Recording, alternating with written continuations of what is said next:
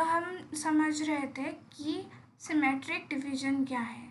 So they divide symmetrically.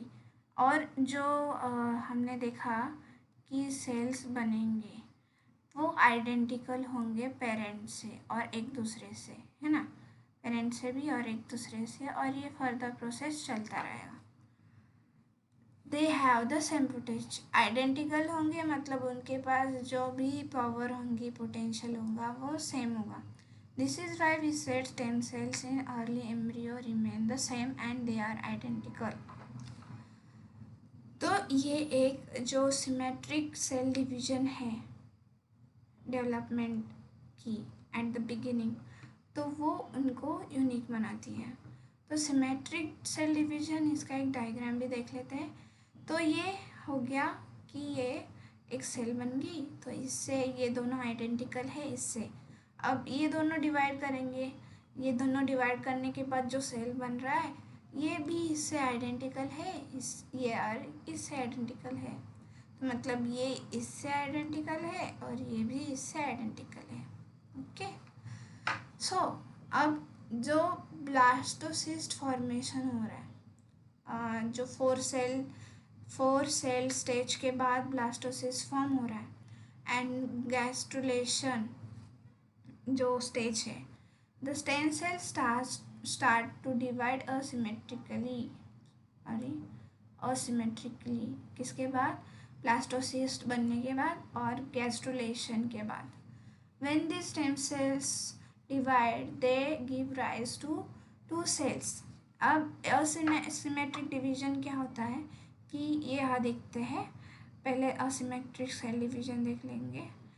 ये हो गया, दो सेल्स बन गए। अब ये क्या करेगा, ये वैसा का वैसा रहेगा, सिर्फ ये डिवाइड करेगा, हाँ ऐसे ये डिवाइड कर गया। अब ये भी वैसा ही रहेगा और फिर ये सेम सेल्स बनाएगा उसकी तरह।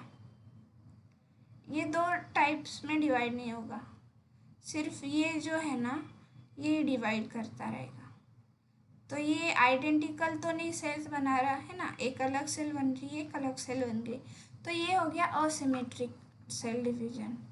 सो one of the cell remain stem cells, ये जो है ये स्टेम सेल ही रहेगा, और other changes into progenitor cell, ये चेंज होगा, सॉरी ये स्टेम सेल में ही रहेगा, पर ये जो है ये प्रोजेनेटर सेल बनेगा। The progenitor cell is young cell that will change into mature cell type, or like the epithelial cell. Asymmetric division is when stem cells divide to produce two cells that are different from each other. One of the cell remain as a stem cell, demonstrating उसके पास self renewal की property होगी, they can differentiate into progenitor cell. इसकी एक diagram से समझते हैं, है ना। अब देखो, हाँ ये है स्टेम सेल्स, ये स्टेम सेल के बाद इसने अपनी तरह की एक स्टेम सेल बना ली, और एक दूसरे टाइप की सेल है जो कि इससे अलग है, ये क्या कहलाएगी, ये जो है स्टेम सेल फर्दर डिवाइड होगी, इसके पास सेल रिन्यूअल की प्रॉपर्टी रहेगी, इसको हम कहेंगे प्रोजेनेटर सेल। ये डिफ्रेंशिएट करेगी डिफरेंट टाइप्स में। देखो क्या हुआ है कि स्टेम सेल ने अपनी जो प्रॉपर्टी है वो डिफरेंशिएट कर दी, एक के पास सेल्फ रिन्यूअल की प्रॉपर्टी दे दी, एक के पास डिफरेंशिएशन की प्रॉपर्टी दे दी। अब जो डिफरेंशिएट कर रही है सेल उसको कहेंगे प्रोजेनिटर सेल, और जो सेल्फ रिन्यूअल कर रही है उसको कहेंगे स्टेम सेल। सो इसको कह रहे हैं asymmetric cell division. Stem cell divide to produce, ये हमने देखा है ना। अब व्हाट मेक्स इसको यूनिक, ये भी हमने देखा कि ये इसका ओन पॉपुलेशन भी मेंटेन करेगा, मतलब सेल्फ रिन्यूअल भी करेगा, और सेकेंडली क्या, give rise to different types of progenitors that can change into mature cells, that is differentiation and self renewal. ये इसकी यूनिक प्रॉपर्टीज़ है स्टेम सेल्स को जो यूनिक बना रही है ना। डिफरेंशिएशन, ये देखो इससे एक बन गया, फिर ये डिवाइड हुई तो इससे अलग टाइप ऑफ सेल बन गया, डिफ्रेंशिएशन। तो इससे न्यूरॉन बन गया, समझो इससे मसल सेल बन गया।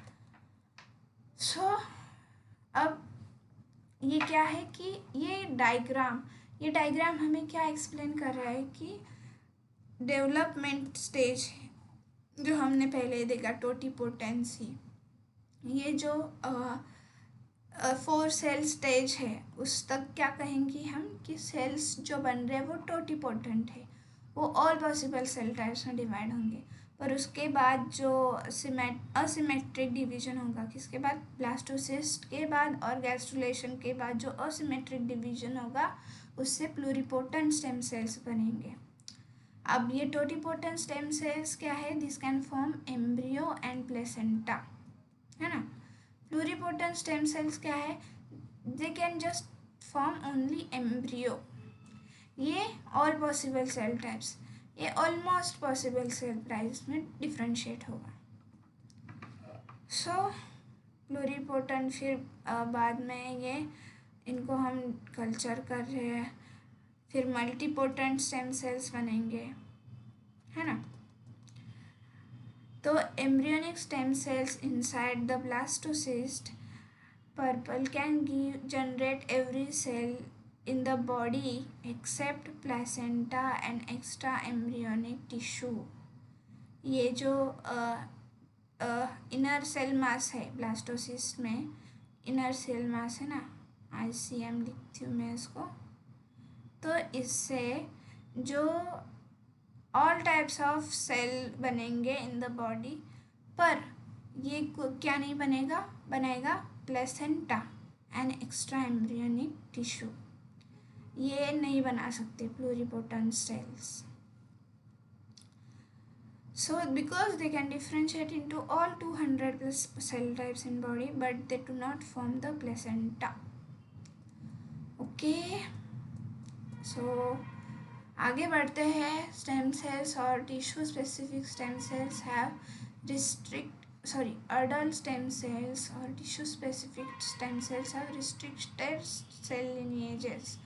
Adult stem cells show up when 3 distinct layer forms in the 14-day old embryo। adult देखो तीन टाइप्स देखे हमने अब तक। पहला था टोटिपोटेंट, प्लूरिपोटेंट, मल्टीपोटेंट। अब जो मल्टीपोटेंट हमने देखा था वो अडल्ट स्टेम सेल्स में आएगा। अडल्ट स्टेम सेल्स यानी वो सिर्फ अपने रिलेटेड फैमिली के सेल टाइप्स में डिफ्रेंशिएट होगा। अब फिर ये कब से होगा, जब एम्ब्रियो 14 डेज ओल्ड होगा और फीटस फॉर्म में होगा। सो adult just means they have gone further down their lineage pathway than the initial stem cell in embryo. They are multipotent stem cells because they only become mature। अब ये कब mature बनते हैं, from tissue in which they are reside।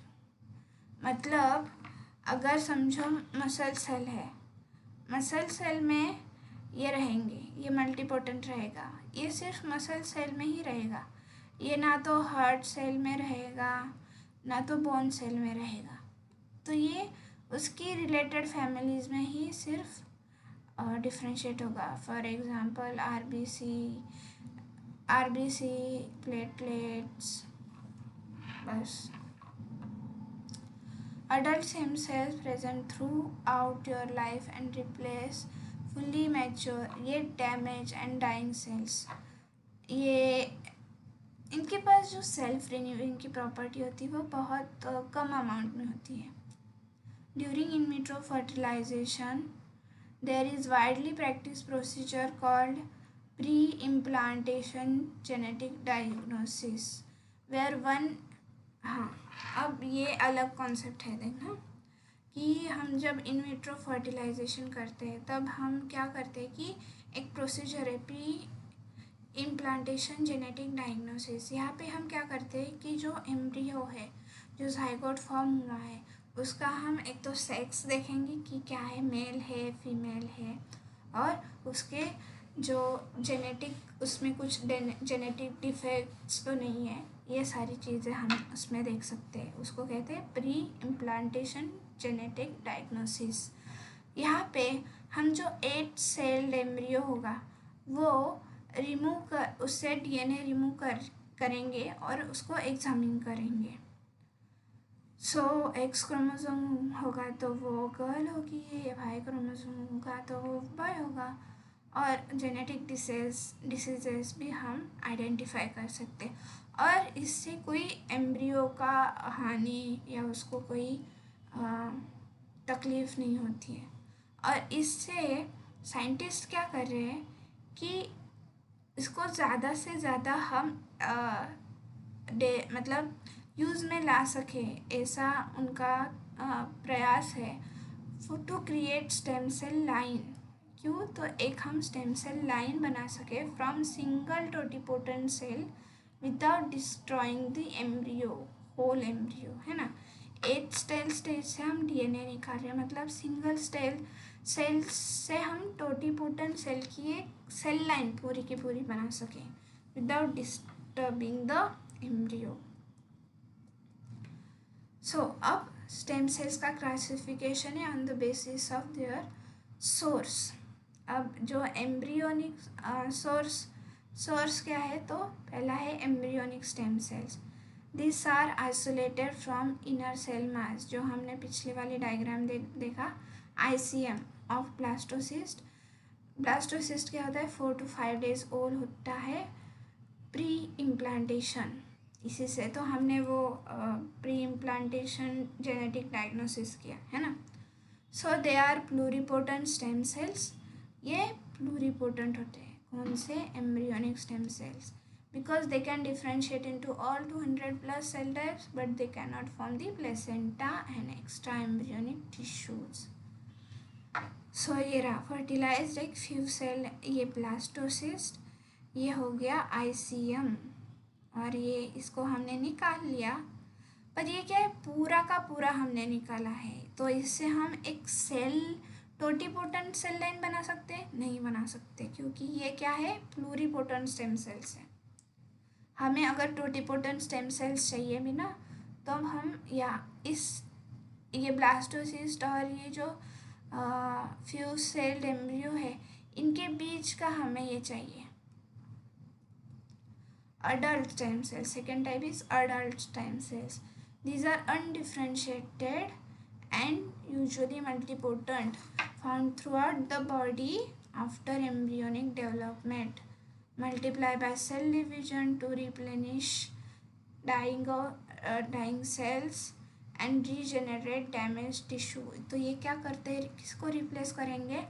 अगर जो cell die हो रहा है, या फिर मसल सेल्स में अगर हम ज़्यादा एक्सरसाइज, फॉर एग्जांपल हम उनका देख रहे थे, जो बॉडी बिल्डर होते हैं ना, वो मसल ट्रेनिंग के दौरान उनमें बहुत हार्श होता है वो चीज़, है ना, तो उसकी वजह से सेल्स डैमेज होते हैं, तो उसको रीजनरेट करने का काम क्या करते हैं, adult stem cells. So these primary roles of adult stem cells in living organism are to maintain and repair the tissue which they are found. ये हो गया for example liver, bone marrow, intestine, heart, brain and adipose tissues. Now adult stem cells and embryonic stem cells का एक overall difference देख लेते हैं। Adult stem cells are undifferentiated cells from throughout the body after development, और embryonic क्या है, stem cells derive from early stage of human development. ये early stage के हैं, ये आफ्टर डेवलपमेंट स्टेज के हैं, है ना। तो ये सेल रिपेयरिंग का मैकेनिज्म करेंगे, अगर सेल कुछ डाई हो रही है तो उसको रिप्लेस करेंगे। पर ये क्या है कि ये प्लूरिपोटेंट है, they have potential to differentiate any type, मतलब almost all type of cell, almost, हाँ। तो यस, हमने ये बाकी की सारी चीज़ें तो देख ही ली है। ये मल्टीपोटेंट होते हैं, यूनिपोटेंट होते हैं, that's all. So thank you.